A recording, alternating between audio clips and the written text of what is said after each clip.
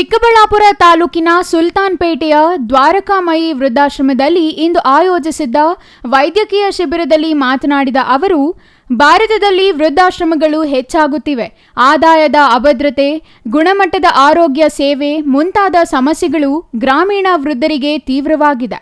ಅವರು ತಮ್ಮ ಕುಟುಂಬಗಳಿಂದ ನಿರ್ಲಕ್ಷ್ಯ ಎದುರಿಸುತ್ತಾರೆ.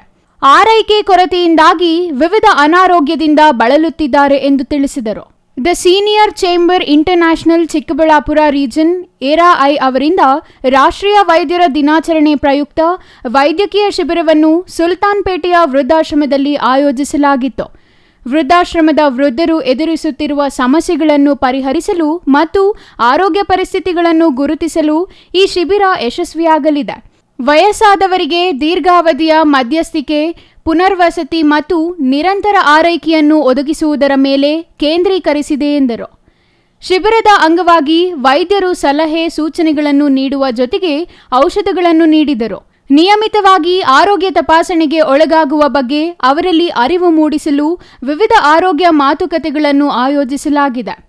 ರಕ್ತ ಪರೀಕ್ಷೆ ಮತ್ತು ಪರೀಕ್ಷಾ ವರದಿಗಳ ಆಧಾರದ ಮೇಲೆ ಸಮಾಲೋಚನೆ, ಉಚಿತ ವೈದ್ಯಕೀಯ ಕಿಟ್ಗಳನ್ನು ವಿತರಿಸಲಾಯಿತು. ಡಾಕ್ಟರ್ ಅಭಿಲಾಷ್ ಮತ್ತು ತಂಡ ವೈದ್ಯಕೀಯ ತಪಾಸಣೆ ಮತ್ತು ಸಮಾಲೋಚನೆ ಬಗ್ಗೆ ಕಾಳಜಿ ವಹಿಸುತ್ತದೆ ಎಂದರು. ದೇಶದಲ್ಲಿ ಹಿರಿಯ ನಾಗರಿಕರ ನಿರ್ಲಕ್ಷ್ಯ ಇತ್ತೀಚಿನ ದಿನಗಳಲ್ಲಿ ಹೆಚ್ಚಾಗುತ್ತಿದೆ. ಜನರ ಸೇವೆಗಾಗಿ ಇಂತಹ ವೈದ್ಯಕೀಯ ಶಿಬಿರ ಮಾಡಿರುವುದು ಸಂತಸ ತಂದಿದೆ. ವಯಸ್ಸಾದವರಿಗೆ ದೀರ್ಘಾವಧಿ ಆರೈಕೆ ಅಗತ್ಯ. ಈ ವಯಸ್ಸಿನಲ್ಲಿ ಮೂಲಭೂತ ವೈದ್ಯಕೀಯ ಸೇವೆಯೂ ಬೇಕಾಗುತ್ತದೆ. ಇಂತಹ ಶಿಬಿರಗಳು ವೃದ್ಧರಿಗೆ ಸಹಕಾರಿಯಾಗಲಿದೆ. ಶಿಬಿರದಲ್ಲಿ ಪಾಲ್ಗೊಂಡ ಚಿತ್ರಕುಮಾರ್, ಡಾಕ್ಟರ್ ಅಭಿಲಾಷ್ ಮತ್ತು ತಂಡಕ್ಕೆ ಧನ್ಯವಾದ ಅರ್ಪಿಸಿದರು. ಈ ವೇಳೆ ಸ್ಟುಡಿಯೋ ಶ್ರೀನಿವಾಸ್, ರಾಷ್ಟ್ರೀಯ ಸಂಯೋಜಕ ರಾಘವೇಂದ್ರ ಎಂಎನ್, ವಕೀಲರಾದ ನವೀನ್ ಕುಮಾರ್, ಪ್ರಜ್ವಲ್ ಮತ್ತಿತರರು ಹಾಜರಿದ್ದರು. Praveen, CTV news, Chikkaballapur.